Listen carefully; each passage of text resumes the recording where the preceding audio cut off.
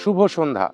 সকল সবুজ বাংলার শুভাকাঙ্ক্ষী বন্ধুদের জানাই শুভেচ্ছা ও অভিনন্দন। ছাদ বাগানে পিটুনিয়া ফুল প্রচুর পেতে আমাদেরকে কোন পট নির্বাচন করতে হবে, প্লাস্টিক, ছোট টব, বড় টব, বিভিন্ন সাইজের টব আমরা আজকে জানব। সেই সঙ্গে সঙ্গে জানব সঠিকভাবে পিটুনিয়ার মাটি কিভাবে তৈরি করতে হয়। আমরা এও জানব পিটুনিয়ার সঠিক পরিচর্যা কিভাবে করতে হয়। এইগুলো যদি ঠিকঠাক থাকে আমরা পিটুনিয়ার প্রচুর ফুল পেতে পারি। পিটুনিয়া শীতকালীন ফুল হলেও ছাদ বাগানের সৌন্দর্য বৃদ্ধির জন্য অন্যতম। পিটুনিয়া বিভিন্ন কালারের হয়ে থাকে, গোলাপি, লাল, বেগুনি, তার সঙ্গে বাই কালার, বিভিন্ন কালারের সঙ্গে মিক্সড করে হয়ে থাকে। তো ভিডিওটি স্কিপ না করে সম্পূর্ণ দেখুন, তাহলে আপনি পিটুনিয়ার একজন দক্ষ বাগানে হয়ে যেতে পারবেন। তো আসুন আমরা প্রথমেই নির্বাচন করি টব। কোন টব ভালো হবে? এইটা একটা প্লাস্টিক ঝুড়ি, খুব দাম কম। এটা সিজনাল ফুল, আমরা বেশি খরচায় যাব না, কম খরচায় যাতে বেশি হয় সেটাই আমরা চেষ্টা করব।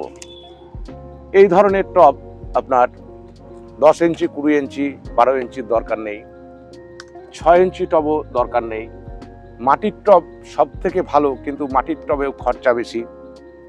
তো আপনাদের প্রথমে বলে রাখি, পিটুনিয়ার জন্য টব নির্বাচন করতে গেলে নির্বাচন করতে হবে চওড়া টব। সেটা মাটির হতে পারে, প্লাস্টিক হতে পারে। চওড়া টব, জল নিকাশি ব্যবস্থা আছে, তার জন্য খোলা ব্যবহার করতে হবে।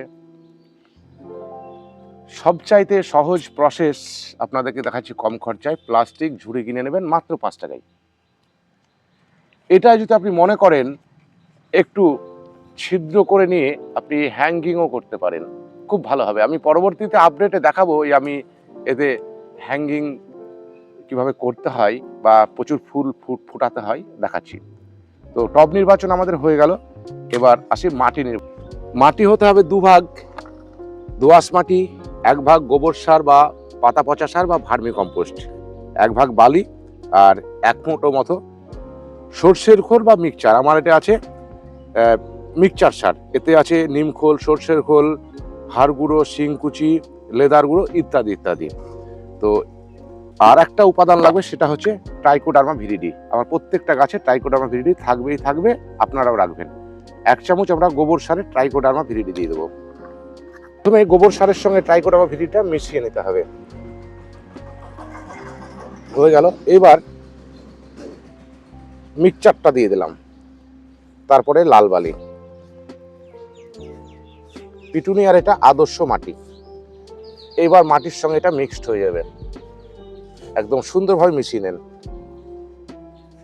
একদম এইভাবে মাটিটা মিক্সড হতে হবে। দেখেছেন মাটিটা একদম পাতলা হয়ে গেল, একদম পাতলা মাটি। বালি আপনারা দেখে নেন ভালো করে। এই ধরনের মাটি হবে পিটুনিয়ার আদর্শ মাটি। পিটুনিয়াটা একদম নেতিয়ে হয়। যত বড় জায়গা দেবেন এইরকম যদি গামলায় দেন তো আরো ভালো হয়, কিন্তু অত তো সম্ভব নয়, আমরা প্লাস্টিক ঝুড়িতেই করব। তো প্রথমেই মাটি নিয়ে নেন। এটা ভাববেন না যে প্লাস্টিক ঝুড়িতে এত ছিদ্র, মাটি থাকবে কিনা। দেখবেন কিচ্ছু হবে না, সব মাটি থেকে যাবে। আমি বেশ কটা করব।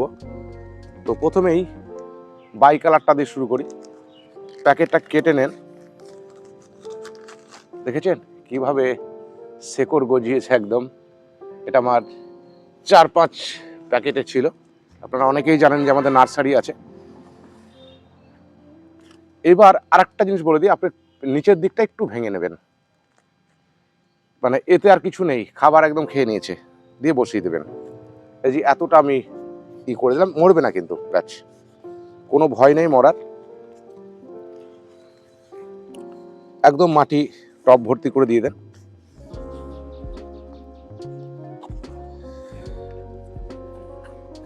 মাটি দেওয়া হয়ে গেছে। এরকম আমি পরপর লাগাতে থাকবো, তবে বেশি সময় নিয়ে ভিডিও করব না, এর পরবর্তী কি করতে হবে দেখছি। আমাদের টবে লাগানো হয়ে গেছে, এবার আমরা এটাই জল দিয়ে দেব।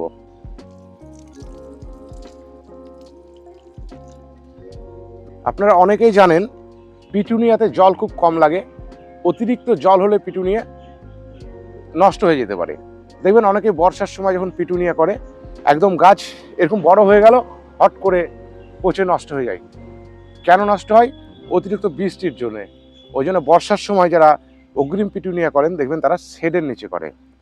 তো এখন শীতকালে শেডের প্রয়োজন নেই, যদিও বৃষ্টি হয় 1 থেকে 2 দিনের, দীর্ঘস্থায়ী হবে না।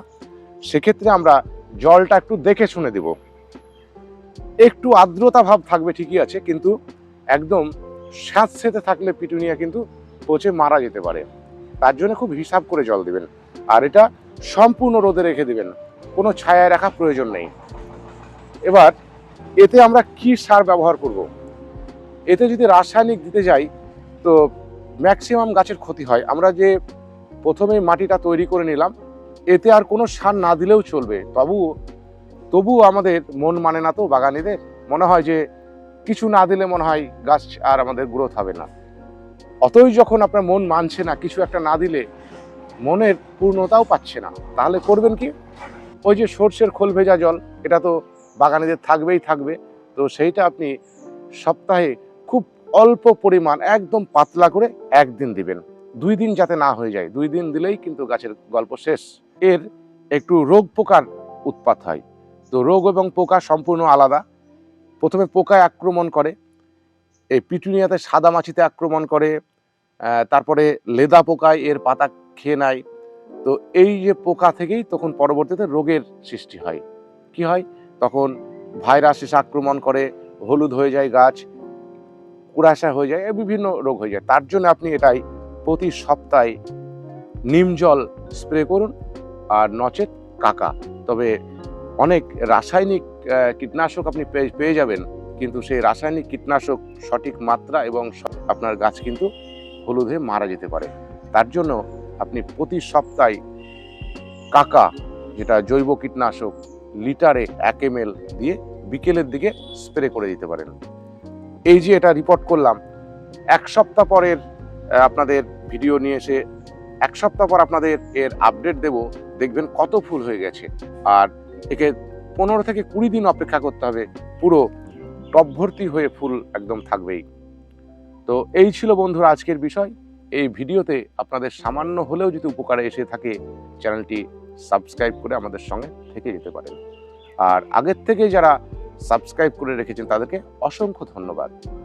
দেখা হচ্ছে পরবর্তী অন্য কোনো পর্বে। ততক্ষণ সবাই ভালো থাকবেন, সুস্থ থাকবেন। ধন্যবাদ।